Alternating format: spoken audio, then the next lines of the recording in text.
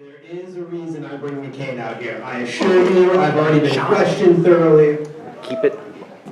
Okay, and apparently I need to keep my voice down too. No, keep it at your fucking chest. I don't understand sign language. I can't see shit up here. Well, keep it at your fucking chest. Hi, Mom. Hi, guys. So, anybody do anything fun for J-term? Yes. Okay, all right, fine. So back there, we did something fun. Rest of you didn't have any fun. Go home.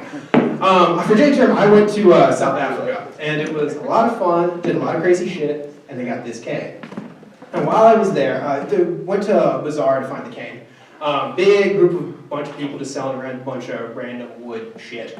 And the first cane I picked up was not this cane. It had a big handle on it, and I thought, this thing's really cool. I'm going to take this back to the States, and it's going to be awesome. And the lady comes up to me and goes, oh, you want this cane? Takes the handle, rips a sword right out of the cane. And I'm like, that is awesome. I want that cane. But I will never get it through customs. So no thank you, lady, with the giant sword in your hand now. I'm not giving you any money, even though you're really intimidating. So I picked up this fucker. And she wanted like 550 rand. For those of you who don't know money exchange, that's like 50 bucks. I was like, no, I'm not giving you 50 bucks for this piece of wood. I'll give you 20. Long and short of it, she took 20 bucks for this piece of wood. My negotiating skills are stellar. But I get back to the group and I realize, as I'm trying to fit this thing into my bag, it doesn't fit into the bag. It's about yay too big. So I go around to everyone else's bag while they're not paying attention and I size it up next to them and be like, hey, I think your bag will fit. And everyone, there was like 2 people in the group whose bags were long enough to accommodate a cane. So I went up to these people and I'm like, no, you're not putting the cane in my bag. That's stupid. So I decided I gotta find another way to get this thing into the country. I could have mailed it, but that's expensive, and as we stated before, I'm not paying a lot of money for useless shit. So I decided to look up the TSA regulations on how people with limps manage to get back into the country. Just so you know, there's no need for a doctor's note if you have a limp or you need to carry a walker to get your walker onto the plane. I put this information to good use, and I faked a limp from Johannesburg, South Africa, all the way back to the United States. I Dr. Housed that shit. I was yelling at people as I was doing it, just, Cameron, bring me more morphine. My leg hurts. But it was the only guy who tried to stop me was actually in South Africa, so our border security is still shit. After I had been offered at least 3 consecutive wheelchair rides to my terminal, I was really selling the limp. This guy at the last branch of Johannesburg security stops me, and he goes, you can't take that on the plane. It's a weapon. And he takes it out of my hand really fast before I can do anything because I'm crippled. And he puts it away like it's in his lost and found bin of shit he just likes and is going to keep for all time. And I'm like, no, I really need that. And he's giving me this like stern, scary eye, some dude in Johannesburg who will beat the shit out of me with my own cane. So I start to hobble away really slowly, and I give him the sad over-the-shoulder look of, I really want my cane. And he looks at me, he picks it up, and he goes, okay, as long as no one else sees. And I hobbled my ass all the way to that boarding gate and got on the fucking plane. Oh, Lord. I did a lot of other cool stuff while I was in South Africa. My favorite thing was swimming with penguins. Penguins are cute little balls of fury who hate you and want you all to die. If you've never met a penguin, I can explain to you why he wants you to die. It's because when a person sees a penguin for the first time in the wild, their basic instinct is to run up and touch it. And they don't like that. Because like when a person does that, they usually get up and they get like 5 feet away. Like they do the sprint and they stop because they realize, oh, that's a wild animal. They may not like it if I just run up and just put my finger in its face.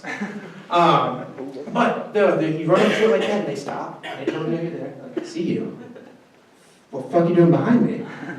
And they look back and they pretend they don't notice you're there, but they know. Remember, they fucking know. So as you get up there, you're getting closer, little fucker. You're like, he's right there, I can reach out and touch him, and you go to do it, and the second your finger makes contact with his head, shit flies everywhere. The penguin takes off at 50 miles an hour down the rock he's standing on. He scatters his buddies, like he's knocking them down bowling ball style, trying to get into the fucking water. You're covered in like penguin shit, like whatever's left there, like, damn it. I just wanted to touch you, you little fucker. Or, if you're brave, one thing you can do is you can go out into the water. Now, you think about it, the Indian Ocean, you sit there and you're picturing beaches, balmy. No, it's fucking water penguins can swim in. It's cold as shit. I took 2 steps in this water, my testicles receded into my stomach. Like, nowhere near the water, it just realized that shit was about to get cold.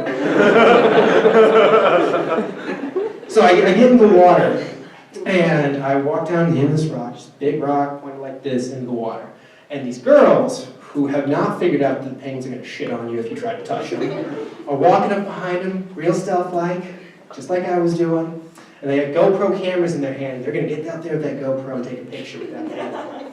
Until the penguin sees the GoPro, freaks the fuck out and runs in the water, where I am standing waiting for the penguin so I can have my glorious, beautiful penguin moment.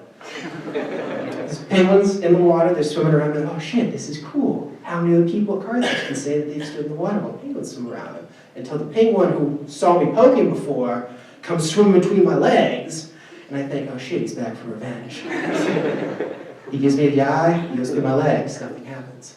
I got away scot-free until he bites the back of my thigh, and I'm like, shit! Now I've got an open penguin wound just barely below my ass, in freezing cold Indian Ocean waters, penguin shit all over the front of me. I've hit a new low.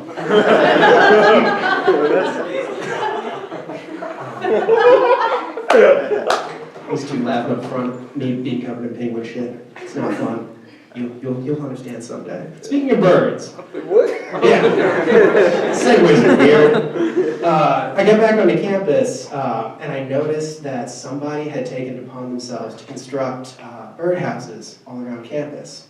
And I think that's great, except that I pay 10 grand to live on this fucking campus. Why do these birds get to live here for free?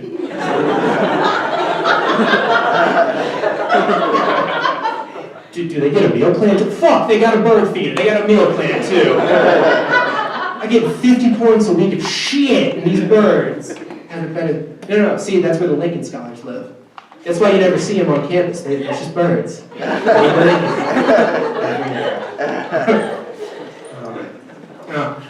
else did I do? Over Christmas, while I was at home in between Chicago and South Africa, I was working for my dad because I wanted to be able to have the money to buy a cane while I was in South Africa and get shit on by penguins. So I was doing, it's shit work. All you do is you sit there at a computer and you just run things over and over again until you can find flaws in the system. What they didn't tell me is that no one told them ahead of time that I was going to be testing the system. So what I was doing was just sending in a form to the lady at the front desk repeatedly, like 100 times, to make sure that the system worked. I didn't tell them before I started this. So I get a call, and about 20 minutes after I start going, hey, why is there some dude named Chris Kringle who is signing up for 100 new lines of electricity to go to their house? I said, I don't know. Who co-signed for him? And she goes, someone named R. Reindeer. Get it? Because I made Rudolph and Santa Claus buy electricity at my dad's company. I was that bored over Christmas. Be happy you don't live in my life. Speaking of work, though, I did just get my job back here on campus in the TARC. So if you're around the gym and you see me, don't talk to me. I'm not paying attention to you. I really don't care what you're doing there. You're probably working out, or maybe you just like to go watch people work out. I don't care. I don't ask questions. I don't know. Just work out. But since I got my job back, I've been working there now for almost 4 years, and it's boring. I'm so sorry. Some people think it's like the best job on campus, and it was great for a while, but there are only 25 seasons of The Simpsons. Gone with the Wind is 3 hours and 52 minutes long. Why do I know that? Because I've watched it all, twice. That's how long I've had. That's just sitting in the control room or like in the gym too. Like, that's not even lifeguarding. Lifeguarding is a literal hell. Like, you sit up in a chair watching little shits get to have fun all the time Well, you just have to make sure they don't drown. Like, I get it, I'm doing an important job, but this is boring as shit. Do a backflip or something, Johnny. I'm dying up here. You're not dying in there, which means there's no fun for me. That sounds like the notes ended on. All right.